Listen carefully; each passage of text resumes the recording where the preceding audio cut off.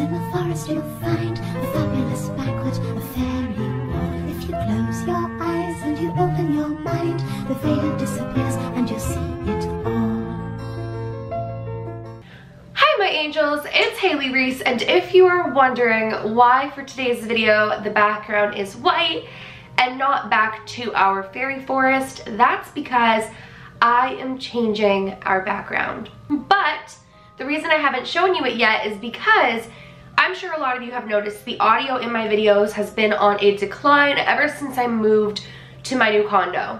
For some reason, I haven't been able to master the audio in here. I have my big giant duvet hanging right here, and somehow this place or this room still echoes. So I went online, I ordered a brand new camera, a brand new microphone. I ordered a bunch of soundproofing foam for the walls, and I have my art lens, and when I reveal the new background, I want to reveal the new audio and visuals, which is gonna be on Monday because that is when everything comes in. So I was like, you know what? I don't wanna half show them the new background. I wanna give them the full new effect. So that's why we have a white wall. Today's video looks as though it's going to be incredibly spooky. I stumbled across this specific story online and I just had chills even just like skimming it. So I was like, you know what? I'm gonna bring it here on my channel, welcome November with something spooky.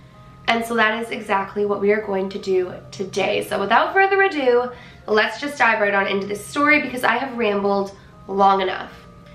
So it is called I Answered a Spam Call. Hello, is this Mr. Henderson? There was no real reason for me to pick up the phone. The spam app on my cell called out the mystery number right away, but hell, I thought. There was no one else left in life for me to talk to. Even a debt collector sounded good at the moment. My wife was murdered in 2015. There really isn't any easy way to say it other than getting it out of the way early. It was a random robbery gone wrong. One rainy night, some sick, tweaking man snuck into our house and shot her. The suspect was caught 2 days later and sentenced to life in prison. He still sits there today. I've worked in web development ever since. The job is remote and the field caters to my hermit-like behavior out here in the woods of northern New Jersey. The lack of drug testing is really an added benefit. I was perfectly free to mess up the remainder of my own life. I don't have any friends anymore. Not really. Sometimes, I guess it's easy to look for companionship in all of the wrong places. Senior or junior? I replied to the lady with a sigh before settling into the armchair in my office with a bottle of wine. It was raining that night. The wind whipped the old pine tree in our backyard so hard I thought it might topple. Senior, said the pretty calm voice on the other line. She sounded familiar, but I blamed that notion on the half-empty bottle of wine. Apologies, ma'am, but Senior died 6 years ago, I said, a little annoyed at the lack of record keeping at this place. She paused. Oh, gosh, that's not what we have here. I am so sorry, sir. We were not aware. Please forgive the intrusion and assumption. Would you mind pausing while I check my records? A filing cabinet clicked steadily in the background as static crinkled. My guess was that the woman held the receiver to her shoulder. I chuckled a bit at the lack of audio quality. No, that's okay, no problem at all, no worries. Why don't you start by telling me your name? I asked, cursing myself for the hint of shameless flirting at the end. She giggled. Something about that laugh was very familiar. My name is Emily, and I work with this credit card company, she said in a rehearsed tone. Unfortunately, we cannot share which firm over the phone if you're not on the account, which, you just admitted yourself, of course.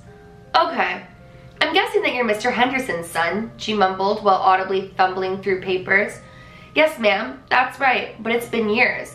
I couldn't possibly be stuck with the old man's debt, right? I asked hopefully.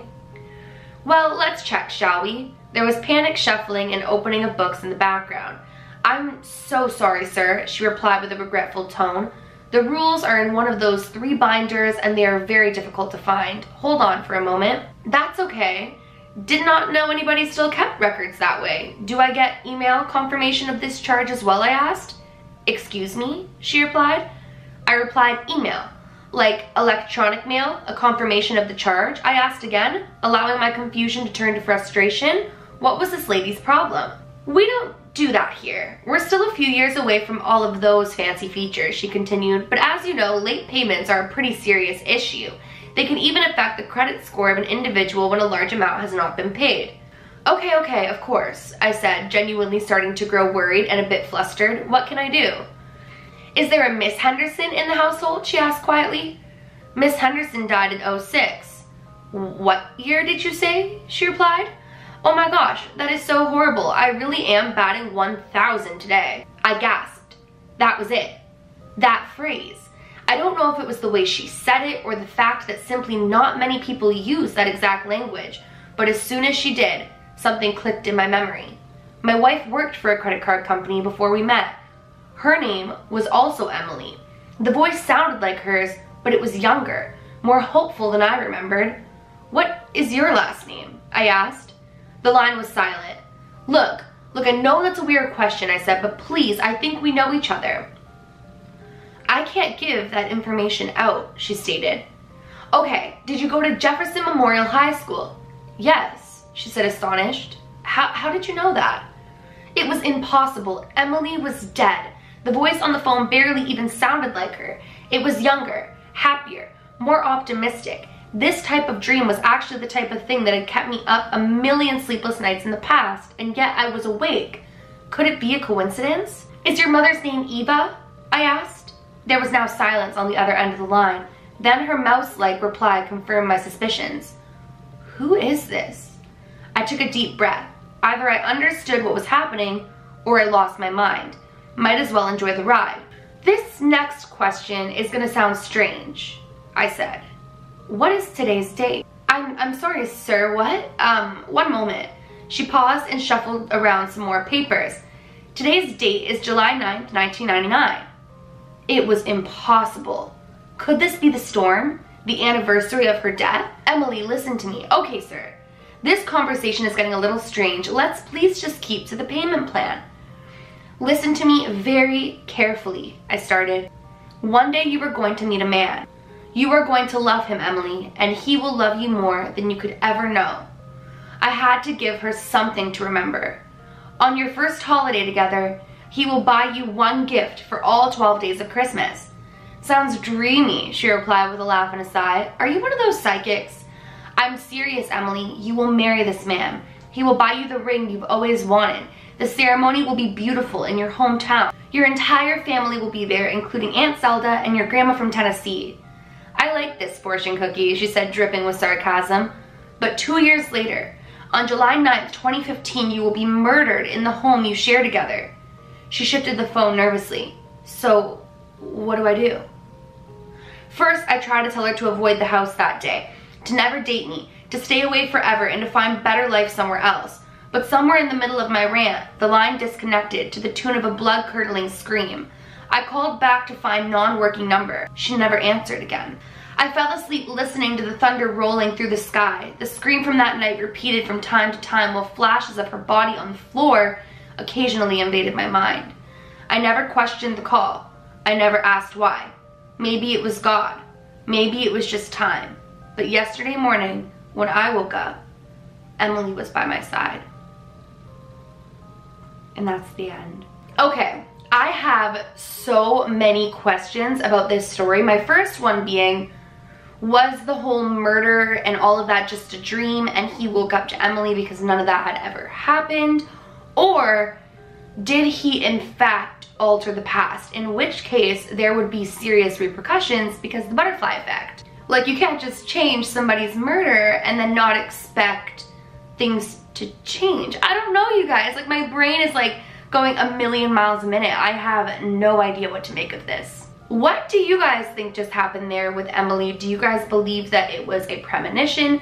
Do you think it was all a dream? Do you think that he just changed or altered the future or the present, I guess? Please drop your comments down below because that has my brain going a million miles a minute, and I just looked and there's no part 2, so I don't know what to think. That story literally sent chills down my arms, and I cannot wait to hear what you guys think of it. I don't know. I'm gonna be reading through all your comments because I have no idea what to make of it or what to think of it. But it spooked me nonetheless. Well, you guys, that is it for today's video. I'm so sorry that you had to look at such a plain background right now, but I promise you, I really believe you guys are going to love the new background and the new setup and the new audio and just all of that jazz. I'm so excited for you guys to hear better audio and just enjoy my videos more again. If you guys are new to my channel or you are just not yet subscribed but you do enjoy my videos, make sure you go ahead and click that subscribe button. I post a ton of videos, so I don't want you to miss when I upload. And please give this video a big thumbs up if you did enjoy it. It makes my heart super, super happy when you guys do that, so please do that. Remember, my loves, do all things with kindness. And until next time, I love you.